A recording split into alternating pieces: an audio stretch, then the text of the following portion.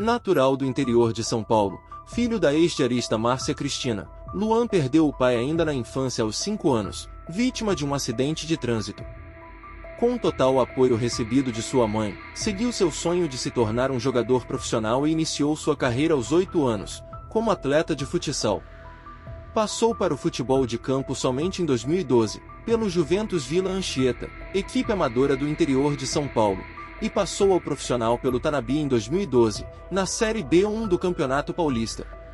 Meses depois voltou à cidade natal para jogar nos juniores do América de São Paulo, tendo disputado a Copa São Paulo de Futebol Júnior de 2013 e sido destaque da equipe ao marcar 6 gols na competição, sendo um deles no empate por 2-2 com o Flamengo, resultado esse que eliminou o time carioca na fase de grupos. Ainda passou breve momento pelas categorias de base da Catanduvense antes de chegar a Porto Alegre, onde completaria sua formação nas categorias de base do Grêmio. No ano de 2014, foi promovido ao elenco profissional e o seu desenvolvimento foi bastante rápido e no dia 19 de janeiro do mesmo ano, estreou no Campeonato Gaúcho contra o São José. Já no ano seguinte, teve excelentes atuações no Campeonato Brasileiro, onde foi premiado com a bola de prata e eleito para a seleção do Brasileirão. Na temporada 2016, o jogador teve um início ruim no clube, e acabou sendo alvo de protestos da torcida em treinamento. Mas, a resposta veio no primeiro jogo na sequência pela Libertadores da América, na qual o atacante deu 2 assistências que abriram a goleada por 4-0 contra a LDU. Mas na eliminação nas oitavas de final, para o Rosário Central, novamente o jogador voltou a ter seu desempenho contestado pela torcida, por não conseguir jogar bem como ponta no esquema de Roger Machado. Mas ainda em 2016, Luan foi confirmado como um dos 18 selecionados pelo técnico Rogério Micali para representar a seleção brasileira nas Olimpíadas, onde começou na reserva do trio Neymar, Gabigol e Gabriel Jesus, mas, durante a competição, ganhou a vaga no meio-campo de Felipe Anderson, e ao lado de Neymar, se tornou um dos destaques da equipe que conquistou o inédito ouro olímpico. Mas o melhor ainda estava por vir. Em 2017, seria o ano mágico para o jogador e para o Grêmio. Logo na 4ª rodada do Brasileirão, Luan tornou-se o maior artilheiro da história da Arena do Grêmio com 29 gols marcados, ultrapassando os 28 marcados pelo ex-centroavante argentino Hernán Barcos. Foi uma temporada tão brilhante, que ajudou a levar o Grêmio para a final da Libertadores contra o Lanús, e ainda foi o autor de um dos gols nessa final. Na ocasião, o Grêmio venceu por 3-1 no agregado e conquistou o tricampeonato sul-americano. Após a partida, Luan foi eleito o melhor jogador da competição e o Rei da América. Após esse destaque em 2017, Luan teve seu nome vinculado a interesses do futebol estrangeiro, porém, o meia-atacante optou por permanecer no Grêmio, e mesmo tendo sido campeão da Recopa Sul-Americana, o jogador passou a ter problemas com lesões, que logo começaram a atrapalhar a sua carreira no clube gaúcho. Esses problemas, aliados aos problemas extracampo, se arrastaram até o final de 2019, quando no dia 14 de dezembro, o jogador foi anunciado pelo Corinthians, o seu clube de infância.